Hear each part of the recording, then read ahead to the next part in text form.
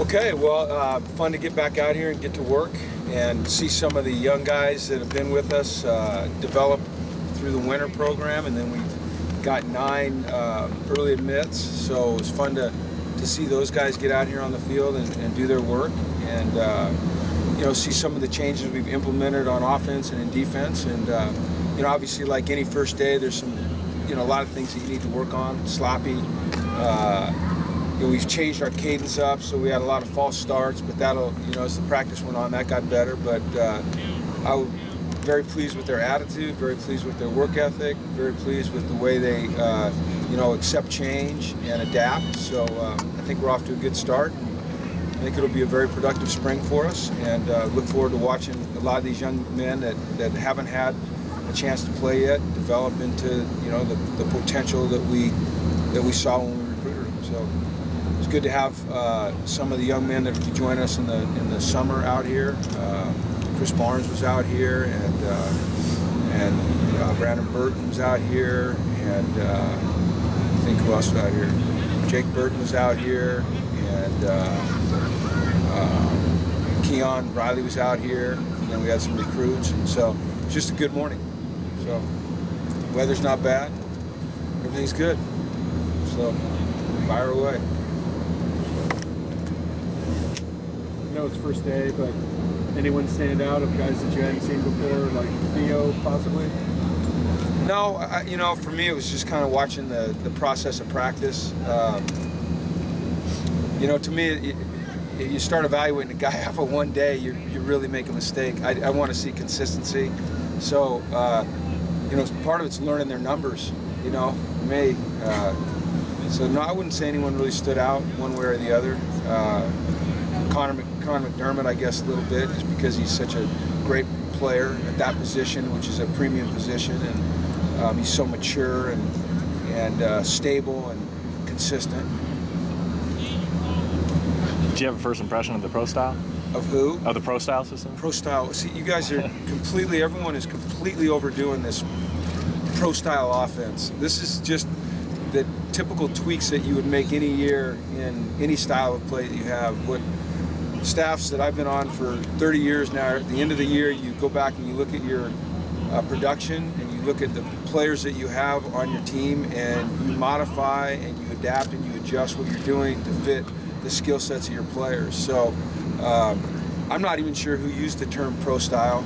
If it was me, it was something that I shouldn't have said. I don't think it was me, because I don't use those types of terms. I don't use spread, I don't use West Coast, I don't use pro style, I use the word concept. So we've adapted and modified some of our concepts.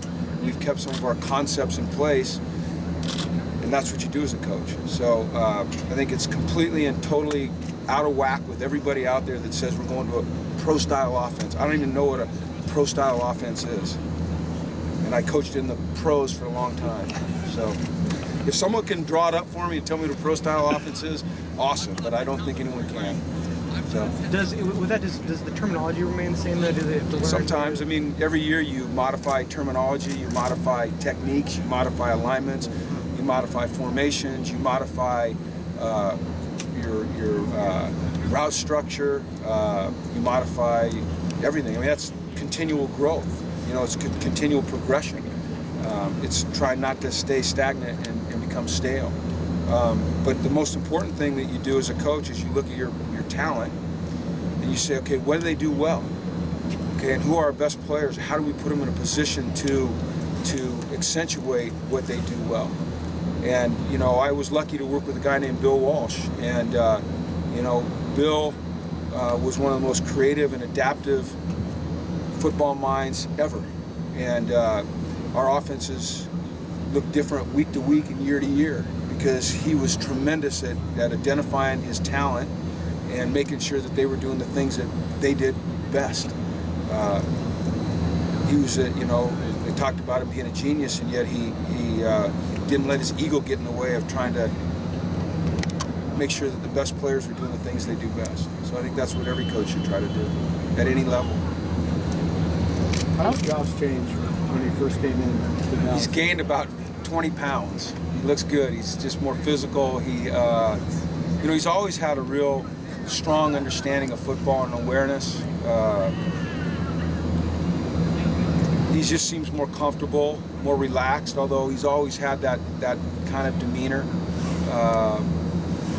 He just seems more in command and has accepted, the position and the high-profile position that he occupies here and that he's earned.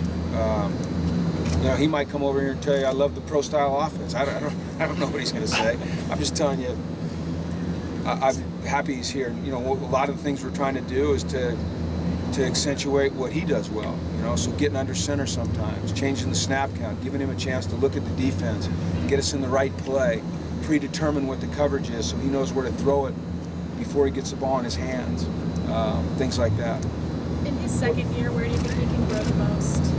I think just consistency of performance, through a game and then through a season, really both. Not having hot and cold flashes, just grasping the big picture better. It's going to take him a few days because there are some changes that have been made. It's like there's been changes made on defense, but he'll study it. He's smart, he's intuitive, and I think we'll see a lot of growth this spring out of Josh. What are the changes on defense? Well, everyone, the same thing. It's like offenses, this big thing where we're going to a 4-3. We played more than 50% of our snaps last year in a 4-down. So we're just, like always, you're trying to put your players in a position to have success. So you always look at your talent and you say, okay, hopefully you have enough experience as a coach and you've done enough that you can pick and choose the concepts that you've worked through, worked with, worked on, developed over the years, and implement them with the players that you have. So a little bit more 4-down stuff, but if you watched practice today and you watched it close, you saw about 20 plays of 3-4 as well. So it all depends.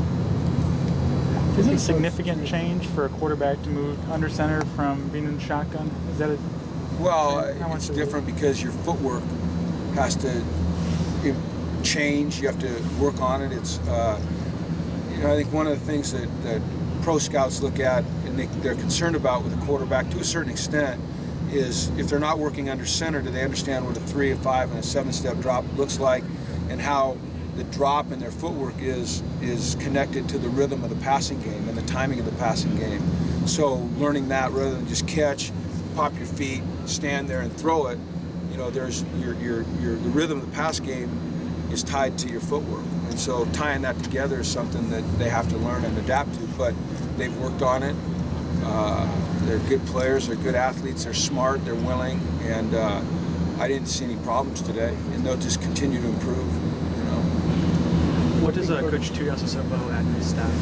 Well, a lot of experience playing the position and coaching the position, a firm understanding of the passing game in general, not just specific to what we do, but big picture pass game. He's been in a lot of systems. He's learned from a lot of good people and players. He's played the game at the highest level, so he brings credibility. He has a confidence and a calm demeanor about him that I think is infectious. He's got great energy, and I think he's very trustworthy, and I think our players respect him and like him. And he's been here before, so there's a familiarity as well, at least on the staff. First day of spring camp, how do you feel about the tight end situation? That's a good question. I didn't really zero in on that position a lot, but Nate Esse will do a nice job there. You saw that we worked. We worked a few guys there, that haven't been there, in a while. We'll see. We got a couple guys coming in the fall that'll help us. Austin Roberts has put on, some bulk and some muscle and some strength, and we used him off the line a little bit. We used him on the line a little bit. We can flex him out a little bit. He's not your prototypical tight end body, although his dad is right there, Alfredo. That's his dad. We can put him in tight end. But, I just think it gives us a chance to vary up our formations a little bit in our personnel groups.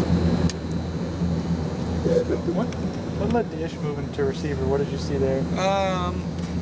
He's explosive with the ball in his hands. He's an elusive open field runner. He's got really good initial quickness and short area quickness, and I think that, you know, as a staff, we'd like to get the ball in his hands. We've got pretty darn good depth at corner and nickel. We thought we'd take this spring and let him work on that side of the ball and see, you know, if that can't be a spot where he helps us a lot. You know, always reserving the right to move him back to defense or play him on defense as well. You know, he's been here, this will be his 5th year, correct? So he's pretty well schooled in what we do defensively at that nickel spot or corner. So I think it's just a good opportunity to see if he can't help us offensively. He, you know, looked like he made a couple plays there. I think we all would agree when he's got the ball in his hands, he can do some dynamic stuff. And when we would put him in on offense and spot play him, I mean, you know, contrary to what most people believe, coaches aren't that stupid. They go, oh, Ish in the game. He normally plays defense. He's on offense. He's probably getting the ball. You know, so having him in there more, I think the element of surprise is a little bit more on our side. How tough is it for Nike or Mikiri to come in? I mean, they just started school yesterday. Yesterday, I know. You talk about a transition. You know, they show up Sunday. They move into their dorms. They go to their first. We had them out here yesterday morning at 6:30, doing a run. They're in a meeting at 7:30. Then they're in class all day, getting their books, trying to figure out where to go. And then they're out here this morning at 7, you know, practicing football. Not easy, but what I saw, and just, you know, like I said, I didn't focus in on those 4 guys or 9 guys, if you want to call it the guys that have been here, but I didn't notice them looking out of place at all. And I think that's a good thing, you know. I think I'd rather not notice them yet. But I'm sure it's a difficult adjustment. I'm sure they're a little bit overwhelmed right now, but I think they're all very smart and centered and grounded and mature young men, and I think they'll do fine. I think they'll adapt.